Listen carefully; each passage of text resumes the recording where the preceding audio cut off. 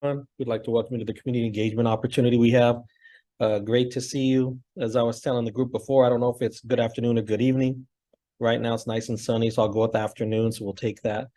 We're just going to take a little bit of time, go through some things with you. At that point, then we'll open up for questions. We do have a group of different people here from our team. The one difference tonight from some of our other meetings is Wendy Bermudez is here with us because it is about immersion. So we do want her expertise. So Wendy, thank you for taking some time to join us. You know, myself, Daryl, Ileana, Lisa, Lois, we're at most of the meetings, so you've probably seen us, but we did want to point Wendy out for taking some time with us. Can somebody share the PowerPoint on the screen?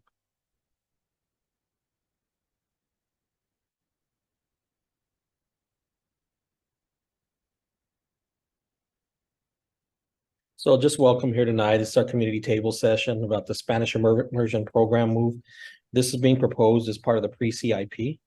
As we know, that's in session right now with the board reviewing that, as well as staff reviewing all the data points with the academic program pathways that we're looking at as well. So if we can get to the next slide.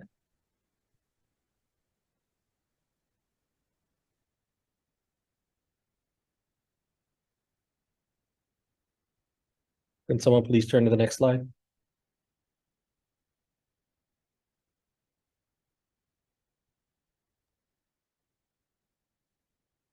It's moving a little slow, Steven, so you can just start and I'm trying to get it to change. No problem, that happens sometimes.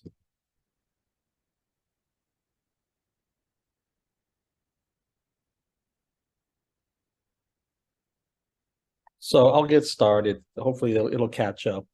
So just some things. When we look at APS's mission is to ensure all students learn and thrive in a safe, healthy, and supportive learning environment. Just some ground rules for tonight is just be respectful of everyone's time and feedback. Everybody here is from different places as far as where you're at in the process or how this impacts you. You know, share your support, share your feedback, and also share concerns. As I told a crowd that we were speaking to in Spanish, we don't live with our head in the clouds. So as I told them, no estamos viviendo con la cabeza en las nubes.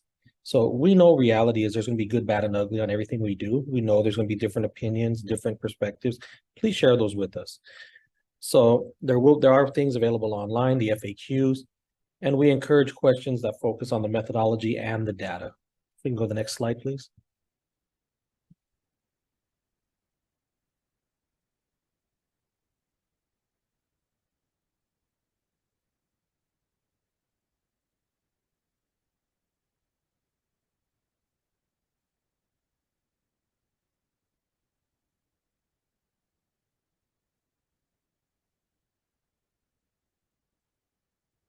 So just some of the things we're looking at as this thing is changing is through the pre-CIP direction is potentially repurposing Nottingham for swing space that would be effective the 26-27 school year.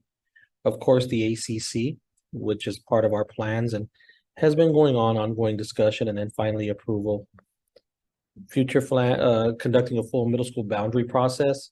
One thing that is different with that, and there will probably be discussion about this later in the presentation, is that we are going to align that with high schools. One of the things with these academic pathways, program pathways that we're looking at, is we want to make sure that we have right alignment. The second piece to that is it does give us an extra year to look at what we have to do to try to cut down on some of those singletons where we find planning units that are by themselves. We definitely want to try to avoid that where all possible. I would love to sit here and guarantee you that none of those will happen, but this gives us a little more time to work on minimizing those types of things and how we look at how we're going to get the kids to go to a pathway of schools. And finally, vote on the immersion program move in middle school boundaries in December 24. That would be effective in 2026.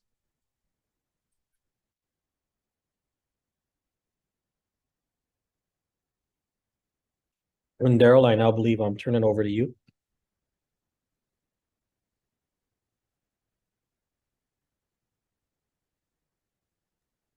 Thank you, Steven. So this is the information in regards to our engagement goals for this process. So we use the International Association of Public Participation. And so we want to make sure that we are involving the community. And so as you can see, involving means to work directly with the public throughout the process to ensure the public concerns and aspirations are consistently understood and considered. And then we also want to let the community know that we will work with you to ensure that your concerns and aspirations are directly reflected in the alternatives developed and provided feedback on how the public input influenced the decision. And currently on the Engage website, based upon the feedback that we have received, we do currently have some of that available on the website. Daryl, this is Lisa. The slides aren't keeping pace with you, just in case you're not aware of that. Thank you for letting me know. Let me try and stop share and reshare.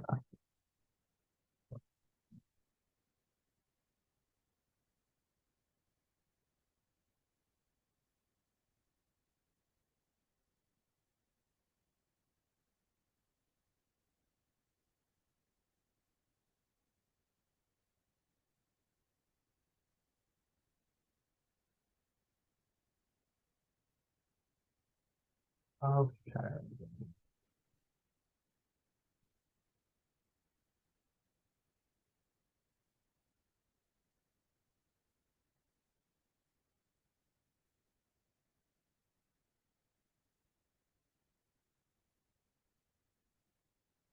So I gave control over to you, Ileana. Let me know if you're able to control it.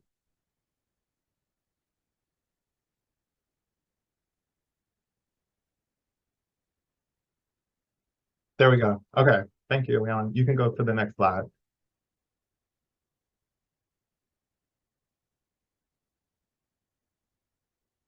All right. And so again, as I said, we did the public participation, and our goal is to make sure that the community is involved.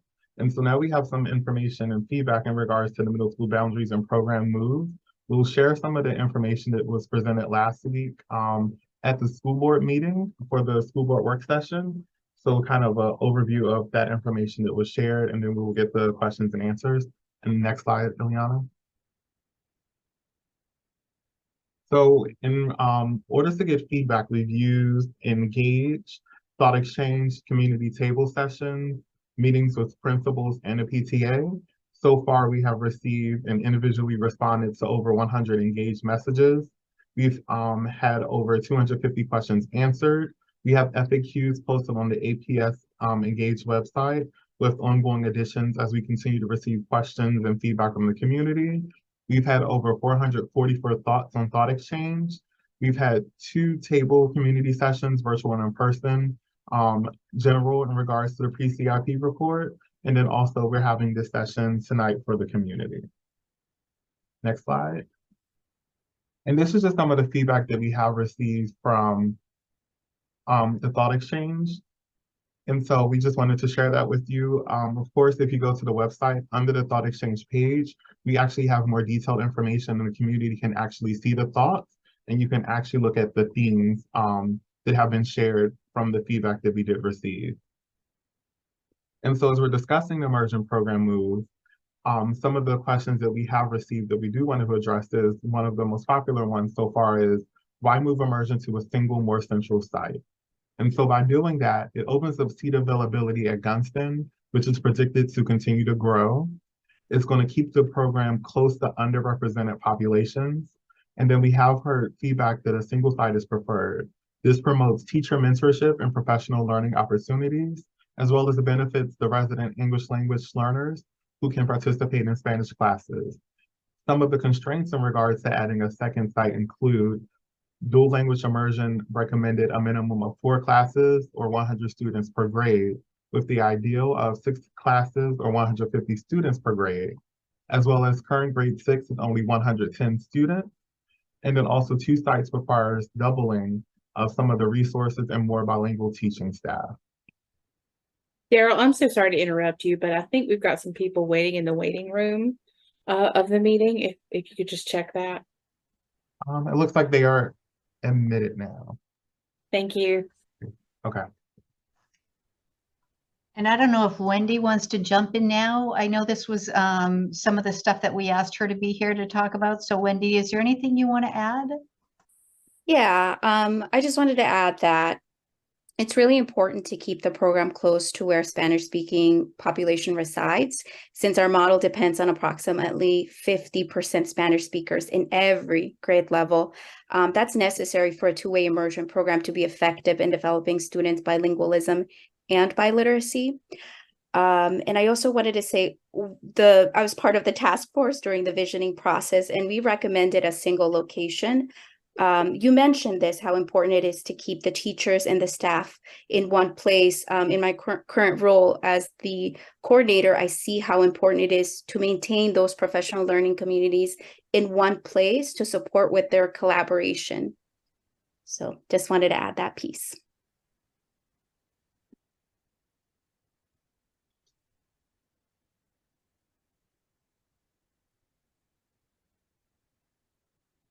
Thank you, Wendy. Now I'll turn it over to Director of Strategic Planning, Ileana Gonzalez, to share more.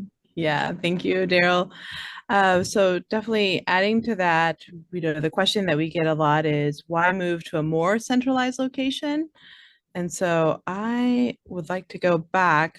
I'm trying to go back, Daryl, but I'm trying to do the, I'm not sure if it's going to let me go back. Well, I'll just keep talking, but the reason why we wanted to move more to a centralized location is because the 2022 projections indicated that APS would need to adjust the middle school boundaries to provide relief for Gunston. And so when we looked at the immersion visioning process, it did suggest a centralized location that would support the higher continuation rates. And so the need for the boundary adjustments, it did present that opportunity to place the middle school immersion in a central location, which could decrease the attrition from elementary school to middle school for immersion students. And this would, of course, provide equal access to students from both elementary school programs. And just we wanted to note that most middle school immersion students reside in the Kenmore and Jefferson boundaries. And a lot of this information can be found in the APS Dual Language Immersion Program Framework, which my colleague Wendy was talking about. And also we spoke a little bit more depth in the work session. Something else that we covered that we've been hearing a lot about from the community is, why not locate it at Williamsburg, where there is excess capacity? And what we're saying is APS is saying, we want to locate it in a more central location. So Williamsburg is not a central location, and it's more similar to Gunston, that's in a corner of the county. And Williamsburg has the smallest cohort of students that participate in the middle school immersion program currently. And then have you considered alternative options and sites for moving the immersion program? Now with the pause, we are going to be reviewing resident data on immersion and Spanish speaking students. So we are going to continue considering alternative options and sites for the program. And so that does give us that opportunity. Another question we heard, we had the middle school boundaries recommendation in the proposal was about, we're worried about small groups of students moving away from their peers. What's being done about that? So the alignment is going to be retooled in the next boundary process to focus on the percentage of elementary students moving to middle school, and the aim will be to avoid small proportions of students articulating to middle school. And another question we got a lot was how will the planning unit data review be used in the upcoming boundary process? And it's going to account for the number of students in planning units attending a neighborhood school or another school. And it's going to be updated with the September 30th enrollment data. And we are going to be posting this PowerPoint. So everybody, thank you for being patient with us. So we are going to be going through this. I'm gonna be keep it going, but we are here to answer your questions too. So thank you. Another additional concern that was raised by the community was, and these are just all overall, was alignment concerns raised by the Ashland, Swanson, Taylor, and Ham communities. We had transportation and walkability considerations. For example, if we were to move a program, to a middle school, then some of those students would perhaps become bus riders when before they were walkers. So we got some of that feedback. We also got concerns and comments from the community in regards to the staffing considerations and logistics for the possible immersion program move. So like, what does that look like, you know, when you move it? Or are they gonna go, is it gonna be at once, or are they gonna have all the support and all of that? We also had questions about demographic considerations of the students in the program. And we also got support and comments about in favor of moving the immersion program to a more central location. And now I'm gonna flip it over to my colleague, Lisa, our Executive Director of Planning and Evaluation. Thanks, Ileana. So I'm going to talk a little bit about the pause and what we covered at the work session last week, just so everybody's up to speed. So we had a work session back in June on the 29th, where we laid out this the proposal in the pre-CIP, which included moving the immersion program from Gunston to Kenmore. In part, what you're seeing here on this slide is really the imbalance that we're trying to address long-term. What we've seen though in the last couple of weeks is that in addition to what Dr. Mann has presented on these academic program pathways that we need to figure out how to include, we also have been monitoring enrollment. And as we looked at enrollment, even as of last week, and we just hit September 30th, so we will be reporting September 30th official data fairly soon as that information is ready from Information Services. But right now, Gunston is not over capacity, which they were when we started this process. I think as I was looking, there were about 2 students over the capacity of the school. So the urgency to change boundaries has gone away. So this allows us to actually take a step back to address the program pathways as well as enrollment. So the proposal that we shared with the school board for the middle school boundary process is to push it forward a year to fall 2024. We would conduct it concurrently with the high school boundary process. We would frame the process so we'd get a really strong launch for the academic programming pathways, including the dual language immersion program. We would implement those changes together in fall 2026, both for middle and high school, and it would be applicable to students entering in grade 6 and grade 9. And then as those students move up, each subsequent class would be following them. There's some of the considerations that we would be considering that we would make sure to look at in that in the superintendent's proposed CIP about this would be to optimize school capacities via options in academic program pathways. We want to facilitate those pathways. So right now, Immersion has a very strong pathway that follows from elementary to middle to high school if students choose to continue along those pathways. We'd like to do the same for the other pathways that were identified by Dr. Mann. We want to fix some elementary alignment issues that were identified during the engagement process and the planning unit data review. We also need to continue to account for future enrollment growth in new housing, and particularly that's in the Gunston boundary right now. And we want to aim for program stability at specific sites based on the demand and operations. When we make this recommendation, we want it to last for a long time. We don't want to have to come back in 2 or 3 years or even 5 to 10 years and have to change the location of the program. So the pause will allow us to make sure that we're making good choices. So the initial site recommendations are shown here, and we will be bringing these back in May, concurrent with the CIP. And what you're seeing here is Dr. Mann in his presentation shared that we would be having an arts program, the International Baccalaureate program that already exists today, and those are at 2 schools, Jefferson and Washington Liberty. The immersion program, moving it to a more centralized location, TBD, and continuing at Wakefield, STEM, TBD, and then continuing into the Career Center, and then HB, the self-governance. So, and I didn't mention at the top, arts at Yorktown, because that one today does, Yorktown is the only high school without a program, and then TBD on the on the middle school. So for the timeline, what we've shown on the next slide is everything adjusting back. So we are using the data from the planning unit data review, and we were going to be looking later this year for some splits, but we are moving the proposal and engagement process to October and November of fall 2024, along with high school. There'll be a vote in December of 2024 on the boundaries, and then new boundaries effective for fall of 2026. So I think that's it. And at that point, we're going to turn it over to your PTA leaders to help facilitate the Q&A portion of the meeting.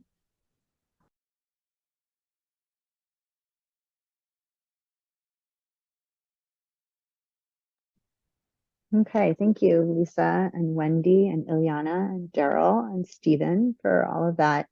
We've already had a few questions appear in the chat, so I will go ahead and share those for folks to respond. And if those of you who are in the meeting have additional questions, feel free to type those into the chat. And myself, Erin Naylor, who's the PTA president at Escuela Key, as well as Alicia Rich, who's the PTA president at Gunston, and Allie Goldwater, who is the is the PTA president at Claremont. Apologies. We'll kind of take turns in helping to ask the questions. So the first one is having to do with supporting moving the immersion program to a more central location, but specifically two concerns about Kenmore. One is that the western side of Columbia Pike is growing, and it doesn't seem as though APS has considered the growth in the analysis, and just wanting to make sure that in the long-term view of this, that there doesn't have to be another move in a short time frame. I think we could consider that being sort of 3 to 7 years. Then that whatever the move decides to be is one that will stick for a number of cohorts of students. So I will ask that question and see if you guys have response on that. I think from what I said earlier, I mean, it's clear that we agree. We don't want to have to do a short-term move. We want to make sure we look at all these things and those. So putting those on our radar and making sure that, you know, send that into Engage so that we've got it captured the way you've said it. And we're going to be looking at all this stuff before we bring back a proposal again next May on where these locations would be. Okay. And the second one regarding Kenmore is again sort of about the analysis about how to make the Kenmore site specifically. And we know that you've said that other schools may now be back on the table, given that there's this pause in the process. But for Kenmore specifically, the traffic and the capacity for initial immersion buses, just kind of wanted to see what the plan is to conduct that analysis at a pretty granular level to ensure that there is capacity, you know, whether it's Kenmore that's chosen or some other middle school. So I would say that's one of the pieces we're going to have to look at. I mean, there's a lot of pieces that we're going to have to look at, not just transportation, but we need to also look at capacity for the schools. We need to look at the impact on the neighborhood and the boundary process. So we had a consultant who would have been working with us on boundaries. We met with him for probably an hour and a half today to begin to scope out what this might look like. And it's going to be pretty complex. I mean, we need to actually do some initial proof of concept. Where do we put these? And is there space at each school? You know, let's try 300 plus kids for the immersion program at a school means right now, I don't have space at any school to fit all of those kids without moving some other students out. Where do we fit those other programs? We're going to actually be working with Dr. Mann's team to find out how big those are. And then we're going to have at the table with us, as we begin to dig into the details, transportation will be at the table. We've got a new director of transportation who will be at the table with us. We need to have Dr. Sampson from the Welcome Center, who actually oversees the options and transfer policy and the lottery process at the table, because many of these schools will have new lotteries. We don't have a history of that. We have to plan for this first year because we don't even know if there's a desire for some of these other programs in there and what those numbers might be.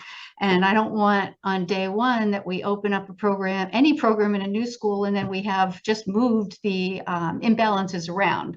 We really want to be thoughtful about this. So stay tuned. I think we'll probably have some checkpoints over the year. We'll share more of what we're thinking. The nice part is this is for 2026.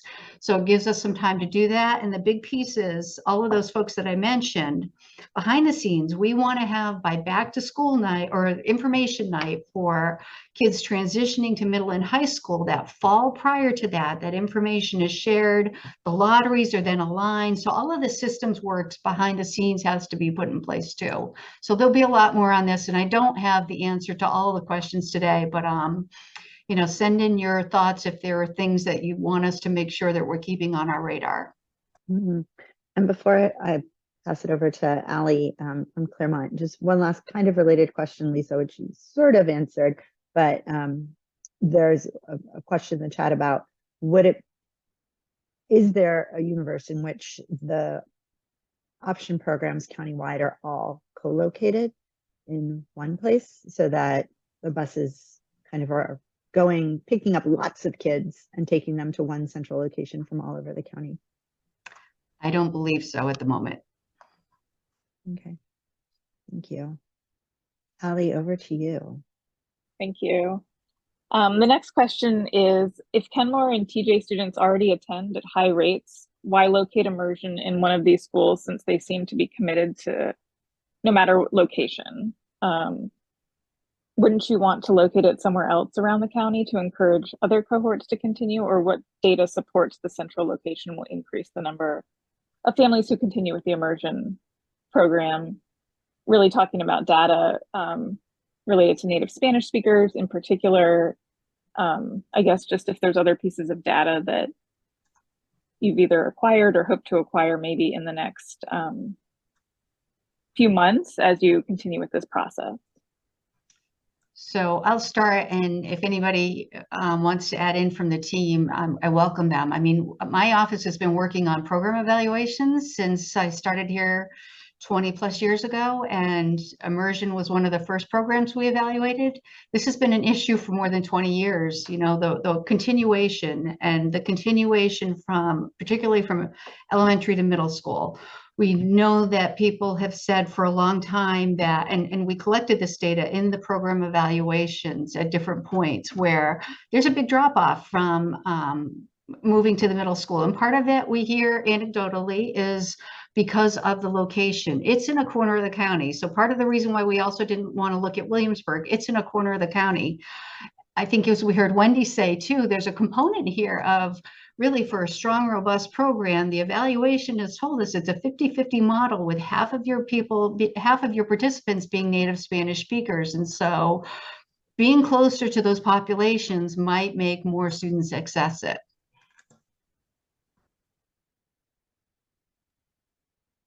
Thank you. I can add to Ali. Good evening, everyone. Also, because we're at a pause right now, we also have to think about the entire district and the academic program pathway, so not just immersion, right? And so we have to think about the other programs. And when we think about all the different projects, everyone would love to be centrally located, right? I mean, that's the dream, all the programs in the central location. And so I think we also have to keep that in mind. The immersion is unique in the sense that it has that component of the 50-50 model. It has a component that you need the native speakers, that it is a very difficult program to staff, as the experience that I have from staffing those programs. And so I think it's very unique, but I also want to make sure that we understand that we have to think about the entire district and that it's not just the immersion program, it's also all of the programs that we have that we showed here earlier today, the arts programs, and we're going to have that STEAM program as well, the immersion program. So just to keep that in mind, we are definitely going to be looking at more data to make sure that we give the board and the APS leadership the best information available in terms of the recommendation. So which is why the pause is really appropriate right now. But also I want everyone to make sure that we understand that this is a district-wide decision for the entire district and not just for the immersion community. Thank you. Thank you. Just one little follow-up to that was, is there any consideration or thought maybe to having a middle school, high school joint campus? That hasn't been brought up. That hasn't been brought up. All right, Alicia. So if Immersion moves to a more central location in 2026, the understanding is that it will begin with the 6th grade class. So what happens with the 7th and 8th grade Immersion students at the current location? Does everybody pick up and go? Let me clarify, because when I presented that last week, I was speaking about these other programs. I wasn't necessarily speaking about Immersion. I don't know if we could move Immersion that way. We probably will move Immersion all as one, unless we find some way to do that that would allow for the kids to go. But I think at this point, Immersion probably goes as a whole. Okay, thank you. Erin, I can bounce back over to you. Yeah, no, there was a question earlier in the chat that we missed inadvertently, unfortunately. And you've touched on it a little bit, Lisa, but I think the person asked the question after you had done your presentation. So the question is, what data do you expect to explore that warrants pushing this decision back a year? And if I understand what I heard you say, it's not just about giving time to explore the data, but also the fact that these academic pathways are in the mix now, that Gunston is not as acutely overcrowded as it was when you started this process. But is there anything you would like to add to that person's question? So it is, Gunston is not as full, so the urgency is not, it provides us a pause. But the bigger piece is, when we made the proposal originally, we were moving Immersion. We had, right now we have 3 middle school option programs. We have HB Woodlawn, which has some very small 6th grade class, some very small middle school program, about 240 kids, I think it is. We have Montessori and Immersion, both at Gunston, in one school, in the highest growth area of the county, not our biggest middle school. And so we were moving one program in order to accommodate what we saw as the long-term projected enrollment growth. Now we've got arts, we've got IB opening it up. Right now, Thomas Jefferson is a neighborhood middle school without an option for other students to come in. So we're adding an IB component where students could come from other places. We're adding STEM. So we've got 3 new programs, really, even though arts and IB exist to some extent, they don't exist in the format that they were presented by Dr. Mann's team. So we really need to plan for that and think about the system as a whole and figure out how they fit together. And it becomes a much more complicated process than just looking at what we have today and figuring out how best to fit Immersion, a move for Immersion. Now we're looking at multiple things, and we'll have to anticipate how many kids might take advantage of these programs. And do we use the history Immersion for that? I'm not so sure if that's the right thing. Do we use the HB history for that? We're going to have to make a lot of assumptions initially as we begin to sort of plan for that. So there's a lot of new information that we are just beginning to understand. And I would mention that, I may have said this earlier, but we need to talk with Dr. Mann and find out, how big should these programs be? Is it going to be, a third of a school? Is it going to be a quarter of a school? Is it going to be smaller? The proportions, I would imagine, would be like HB Woodlawn, where we give each neighborhood school a proportion of those slots that looks like a proportion of their students. So a lot of new questions we have to answer that are still unknown today. So we want to make sure that we're able to get into that information before we begin making recommendations. Okay, Thank you. Allie, over to you. All right, the next 2 questions are kind of in the same vein in terms of surveying families, so I'm going to kind of lump them together.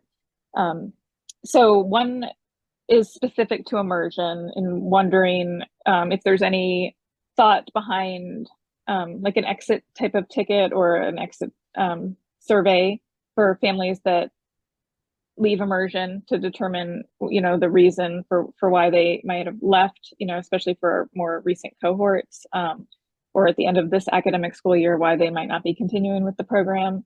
And then in the same type of community engagement, is there a thought being given, and this might be more under Dr. Mann's department, but about the interest level in these multiple pathways, and whether the community is interested in these pathways and surveying the community to get kind of some of that data you're talking about, Lisa. So let me answer these, and you may have to remind me of the second question partway through. So I'll talk first about the immersion question. Sorry. And maybe we work with Wendy and the schools to capture that information for students leaving from elementary, and why they're not, if they choose not to continue on to middle school. That might be something that actually we could do and set up so that later on that information is available. I would say, I think I've heard also a question to survey families about, would you follow it if it moves and some of that stuff? I don't want to spend a lot of time on those, because what we found in the past is until people know the actual what's going to happen, yeah, we might get some information, but a lot of times it changes significantly as they know the details. So I don't want to spend time gathering information because providing good questions and getting good answers takes a lot of work, and we want to do it the right way one time. And we, I'm not sure it's worth the effort to get preliminary stuff when we don't have some of those details. The other question was about whether or not families are interested in these other programs. So I would actually say back when I think when Dr. Natras was here, there was work on the instructional program and pathways, which is similar to what we're seeing today. And one of the biggest things that came out of that that I remember seeing in the data was that we have, I think about 20% of our elementary schools are option programs. When you get to high school, we might be a little bit more than that. Middle school, we actually is sort of like a contraction. You get to middle school and the options really lower. But what we saw from the parent responses on the survey at that time, and we do probably need to collect some more information. Again, I don't know if surveys are the end all be all, but what we saw were that as students get older, parents are more interested in letting their students go elsewhere. I think we found that about the 20% at the elementary level was right, but there was more interest for options for students when they get to the middle school level, and even more so when they're at high school. Part of that is the flexibility of can kids get places, walking to school alone versus having to have my parent with me all the time. Some of those choices that families have to make probably plays into that. I would just add too, our department sits in on, we look a lot at the lotteries. So if you look at the HB Woodlawn lottery, we could fill 2 schools with that lottery. Are all parents wanting HB Woodlawn? I don't know, but the only other options available are Immersion, and they can only join that if their student speaks Spanish, or Montessori, which they can only join if their student has been in a Montessori program and has that experience. So they're really limited choices. The other thing that we see is a lot of families applying for administrative placements. And sometimes I think part of that is they're asking for that because we don't have a lot of other options. We do look each year to see what transfers we can provide. But I think some families, kids are looking for change. Families are looking for some options. And so this actually becomes something that it would be available more to everybody. So, Steve, I'm going to let you go. So piggybacking on what Lisa said, you look at IB as an example of a program. Right now, you have to live in specific zip codes to pretty much go to that school. In theory, you can get a transfer over there, but they're packed to the gills. So there's very little room for students that maybe live further south, a little west, a little east, or further north to get that access. We know the number of kids that we get to apply to WNL to get into the IB program. So really establishing that middle years program with students within, and also getting some countywide to get started in it, is only going to strengthen what's going on there. The second piece to what Lisa was talking about is, if you look at local and national trends, programmatic pathways are being created all over the country. So whether they're called magnets, whether they're called pathways, there are 612 continuums. Some of our neighbors, Fairfax is doing some of this. Daryl always has to correct me, but I believe it's Prince Williams County that's south of us. They're doing some of that as well. And then, other places across the country are doing this. And this is to get that exposure for students, to get opportunities for, a different look at things. The second piece of this, and I just want to say this right now, is just because a student goes into a program pathway from 6th to 8th grade, they are not locked into it for the high school. We would hope it's the pathway they like and it's something that they want to continue with.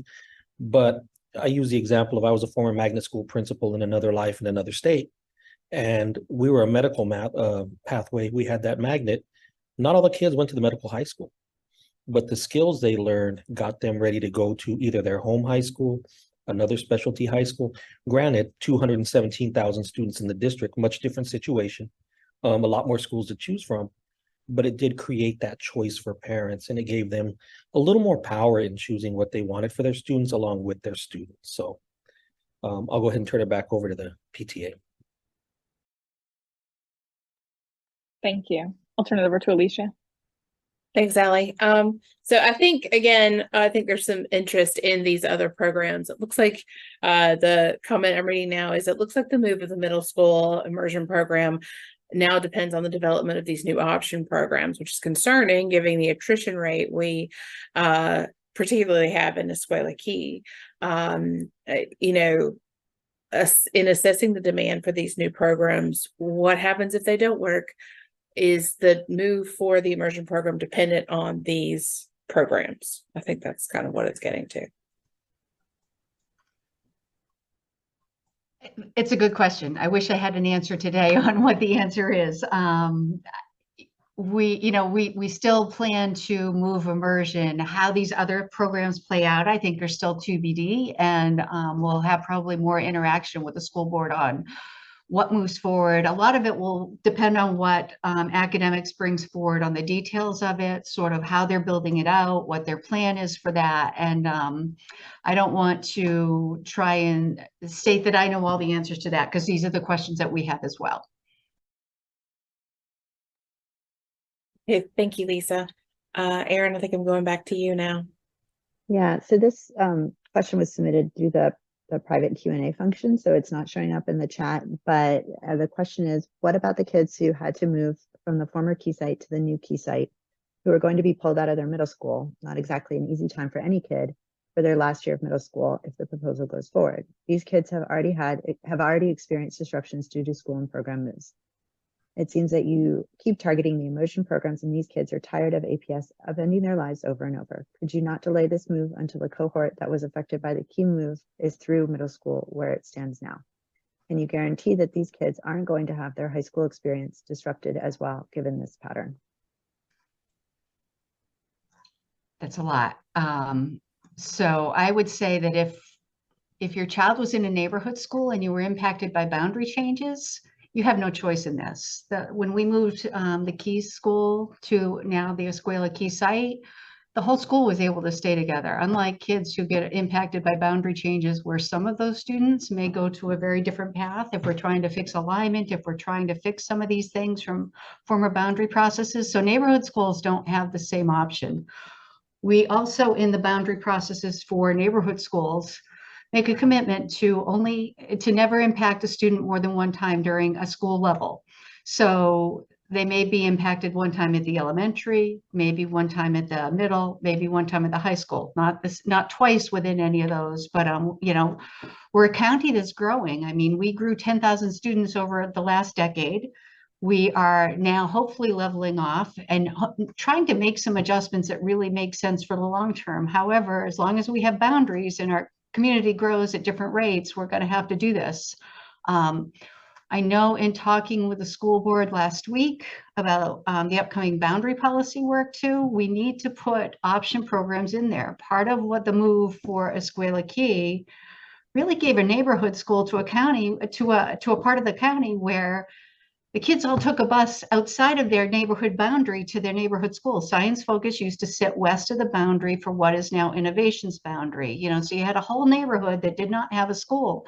And if we'd done boundary changes, I don't know where they would have gone. It would have been a bit insane because, you know, that was the only school in that area. So we need to, every time we're looking at boundaries, also look at where the bulk of students reside in the neighborhoods and make sure that we're making decisions that really do help our community long-term.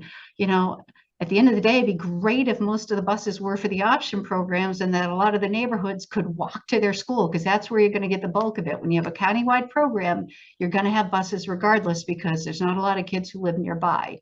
I'm sorry, kids are going through change. All of our kids are going through change. And, the nice part is the immersion kids are moving together. We're not doing that so that they're being separated from their groups of friends. Thanks, Lisa. And just to balance out that question a little bit, I have heard from folks in the community at Key who are saddened that the move is being delayed by a year, because that's one less year, one less cohort that would benefit from having a more central location. So, obviously, as with any big change, I think there are lots of different viewpoints and perspectives. And so in this case, just wanted to share that there are members of the community who would really love to see the Immersion Middle School program in a more central location very soon. So we understand the balancing act that you all have to do when considering these issues. Thank you. Back over to you, Allie. Thanks. This comment just first expresses their gratitude for the staff taking the time to assess the data further and in response to community input. And then they had a question about, which you have talked about a little bit, but I don't want to skip it. So just in case you want to elaborate at all, are there any plans to better project how many middle school and high school students might continue with immersion if the program was in a more central location? If there's anything else you want to add on to, data that might be acquired, I guess. Our projections look at trends from the past, so there are things that already happened. I'm not sure how we would look and see that. I think, the first year would be telling for us how many kids are actually continuing on as it moves more centrally. So I don't want to commit right now to doing that. It doesn't mean we won't explore it. So if you have ideas, again, send them in to engage, and, we're open to looking at that. Thank you.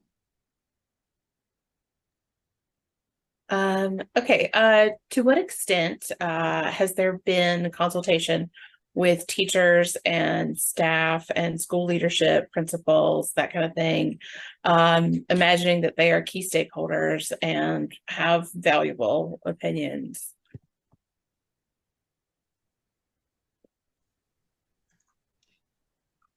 So is this on boundaries? Is this on the academic program planning? I think it's on the move, specifically the middle school move. So has there, what conversations have happened with school administration, with teachers about the proposed move? What are their feelings on it? That kind of thing, to maybe better inform the decision. I think that's the spirit of the question.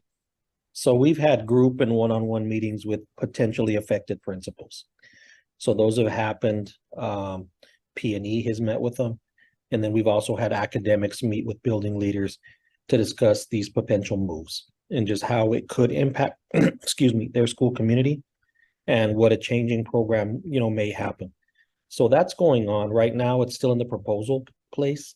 So what we're doing now is just talking to leaders and ensuring that they're on board with this. We haven't gone to teachers specifically, to just be very transparent, because what we want to do now is say, look, we're looking at what the sites may be. If we had a site determined and we said, hey, you're moving to TJ, and I'll just throw out TJ because it won't be TJ, and that's just an easy one to say, then there would be more discussion about that, on how the fit, how you start blending staffs, and how you start doing that community work to build community for the staff that's currently at the building, and building community with the staff coming over. And then secondarily to that, and talking about the students, I know someone mentioned about their movement. There's also be community pieces we would do to build community amongst the students. So if the program did move, proposal did go through and they moved to a new middle school, we would work on things to where they got to go to the new middle school. They got to meet the new administration. They got to meet new teachers, and they would get that opportunity to start feeling part of it. So when they get there that first day of school in August, it's not a brand new building. It is new, but we'll build the community. So one step at a time, and kind of we'll see where this, the next steps go with the proposal. And if it continues to move forward, then what we'll do then is continue to bring more people in as part of activities and discussions. Thank you so much. Erin, I think I'm back to you. Yes. So don't think this was addressed yet, but the question was just curious about how the decision was made to move Immersion versus moving Montessori, since they are both option programs. Was it the number of students? What factors played a role there? So it was the number of students. The other piece that plays into this is the career center process.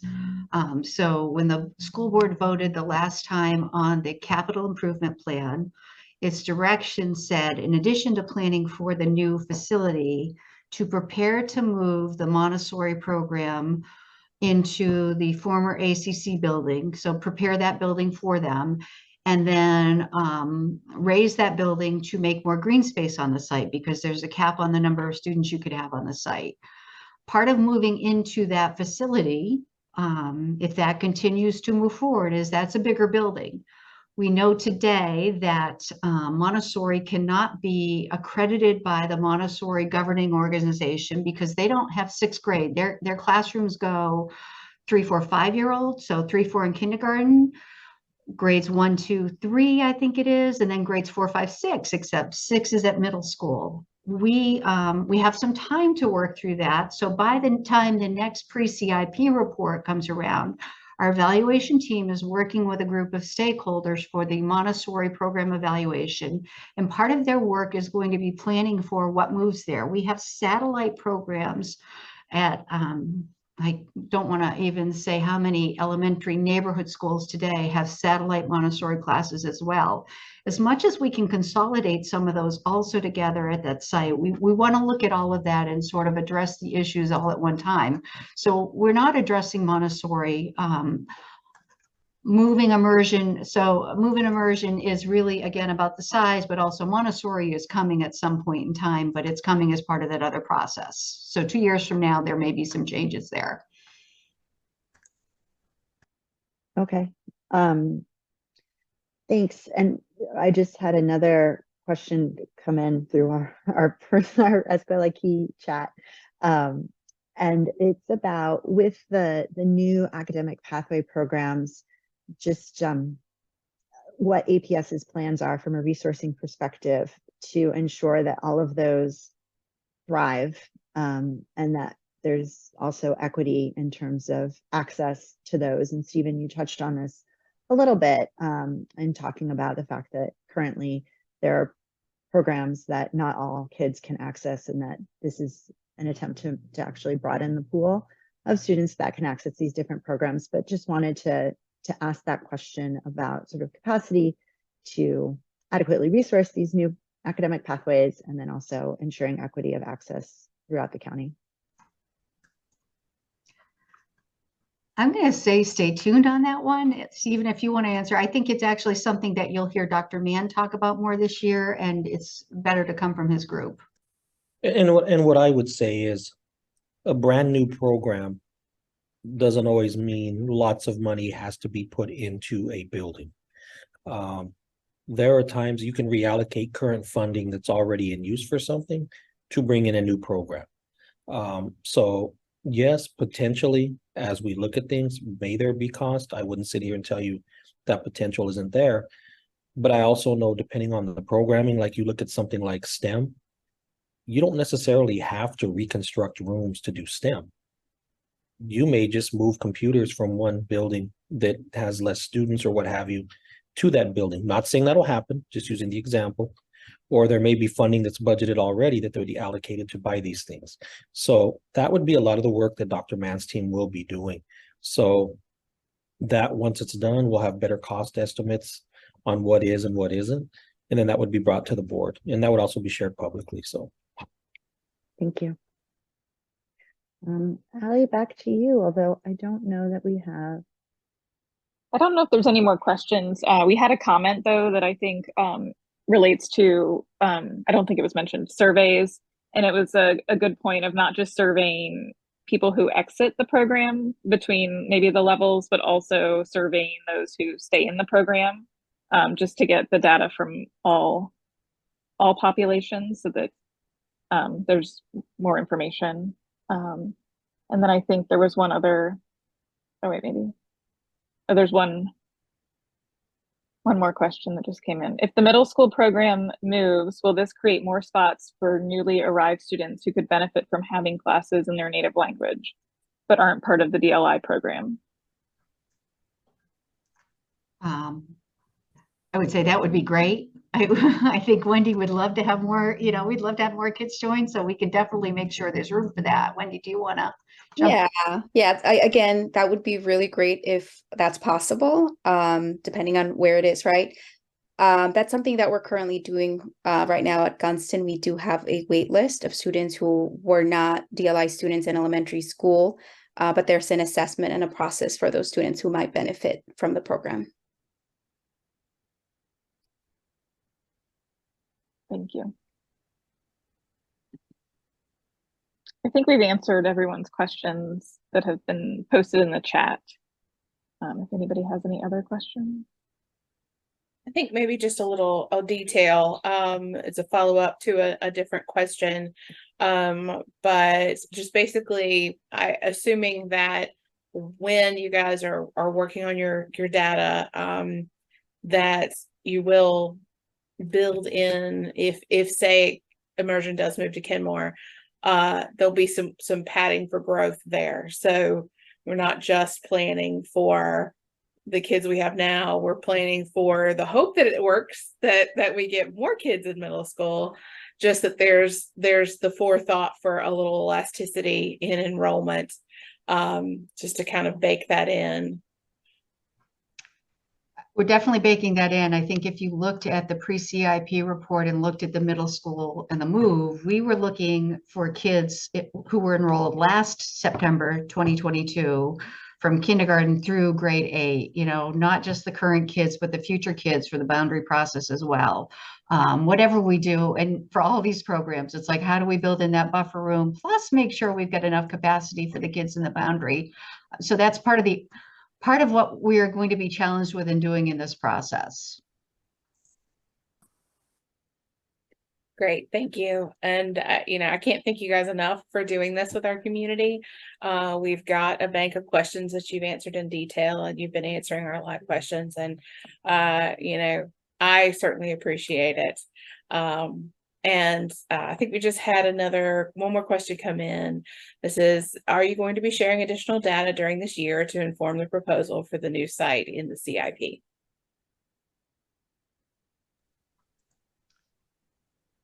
Stay tuned. I believe we'll have to do something at some point. Right now, we're still trying to get our heads around it. It's like the massive puzzle that we're going to be still even teasing out all the details for a while. So Sure.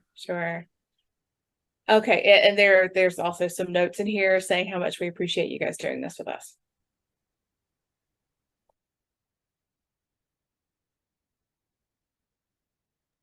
Thank you all for attending, and apologies, this was delayed.